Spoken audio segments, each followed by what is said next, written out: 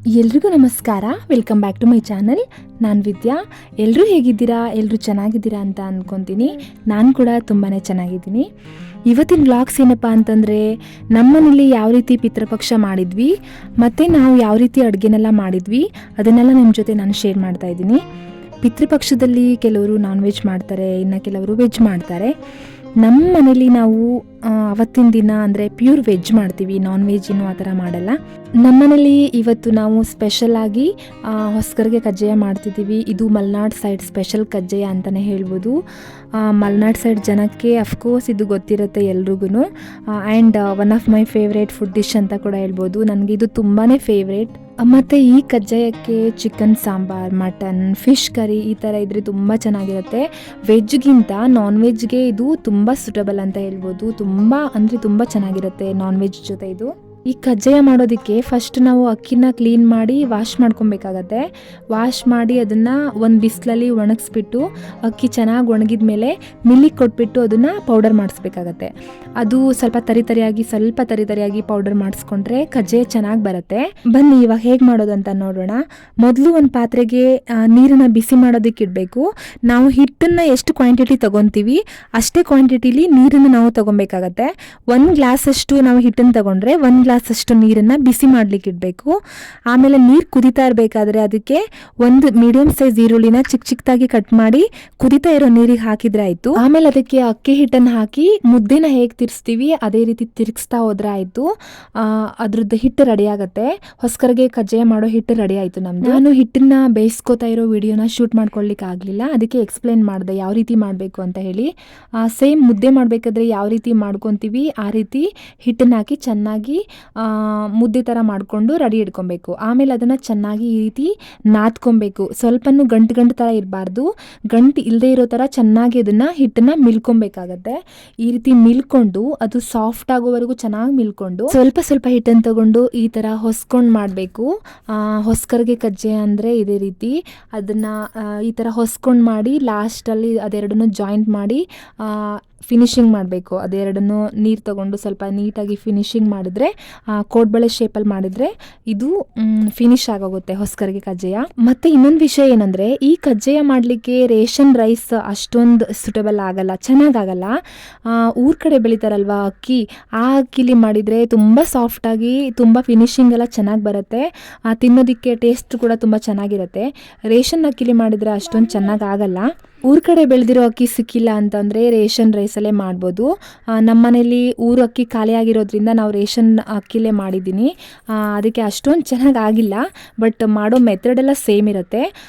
ಊರ ಅಕ್ಕಿನ ಯೂಸ್ ಮಾಡಿದರೆ ಇನ್ನೂ ತುಂಬ ಚೆನ್ನಾಗಿ ಬರುತ್ತೆ. ಫಿನಿಶಿಂಗ್ ಎಲ್ಲ ಚೆನ್ನಾಗಿ ಬರುತ್ತೆ, ಟೇಸ್ಟ್ ಕೂಡ ತುಂಬ ಚೆನ್ನಾಗಿ ಬರುತ್ತೆ. ನೋಡಿ ಈ ರೀತಿ ಕಜ್ಜಾಯನ ರೆಡಿ ಮಾಡಿ ಇಟ್ಕೊಬೇಕು.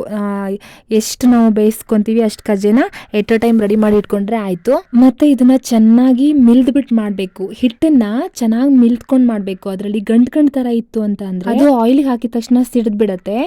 ಸೊ ಅದಕ್ಕೆ ಹಿಟ್ಟನ್ನು ಮಿಲಿಬೇಕಾದ್ರೆ ಚೆನ್ನಾಗಿ ಅದನ್ನು ನಾದ್ಕೊಂಡು ಗಂಟು ಇಲ್ಲದೆ ಇರೋ ಥರ ಮಿಲ್ತ್ಕೊಂಡ್ರೆ ಏನೂ ಪ್ರಾಬ್ಲಮ್ ಇಲ್ಲ, ಚೆನ್ನಾಗಾಗುತ್ತೆ. ಗಂಟು ಇರಬಾರ್ದು ಅಷ್ಟೇ, ಹಿಟ್ಟು ತುಂಬ ಸಾಫ್ಟಾಗಿ ಚೆನ್ನಾಗಿ ಬಂದಿರಬೇಕು ಅಷ್ಟೇ, ಏನೂ ಪ್ರಾಬ್ಲಮ್ ಆಗಲ್ಲ.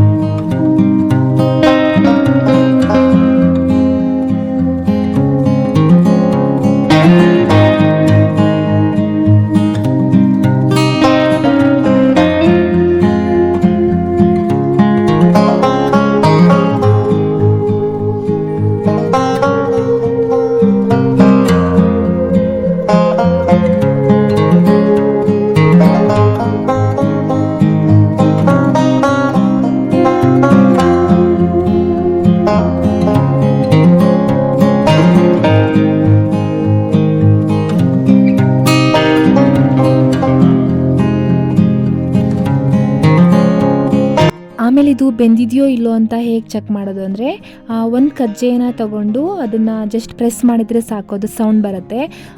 ಬೆಂದಿಲ್ಲ ಅಂತಂದರೆ ಅದು ಅಂಟು ಥರ ಇರುತ್ತೆ, ಗೊತ್ತಾಗತ್ತೆ.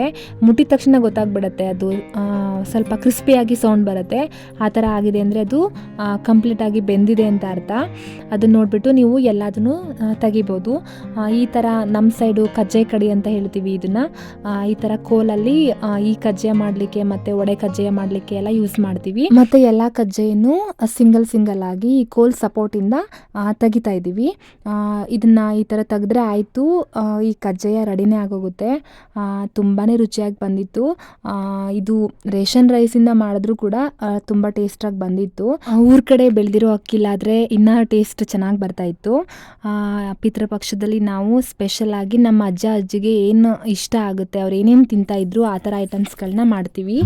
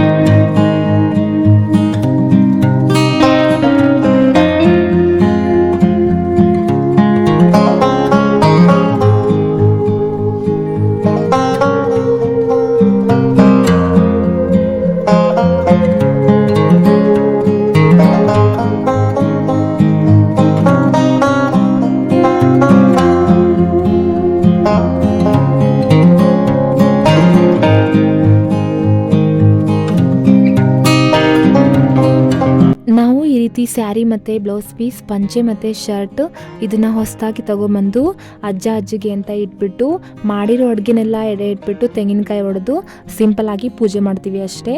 ನೀವೆಲ್ಲ ವೆಜ್ ಮಾಡ್ತೀರಾ ನಾನ್ ವೆಜ್ ಮಾಡ್ತೀರಾ ಅಂತ ಕಮೆಂಟ್ ಸೆಕ್ಷನಲ್ಲಿ ಕಮೆಂಟ್ ಮಾಡಿ ಆಯಿತಾ. ಈ ವಿಡಿಯೋ ನಿಮಗೆ ಇಷ್ಟ ಆಗಿದರೆ ಪ್ಲೀಸ್ ಒಂದು ಲೈಕ್ ಮಾಡಿ, ನಿಮ್ಮ ಫ್ಯಾಮಿಲಿ ಫ್ರೆಂಡ್ಸ್ಗೆ ಈ ವಿಡಿಯೋನ ಶೇರ್ ಮಾಡಿ, ನನ್ನ ಚಾನಲ್ಗೆ ಸಬ್ಸ್ಕ್ರೈಬ್ ಮಾಡಿ ಅಂತ ಹೇಳ್ತಾ ಈ ವ್ಲಾಗ್ಸ್ನ ಇಲ್ಲಿಗೆ ಮುಗಿಸ್ತಾ ಇದ್ದೀನಿ. Thank you all.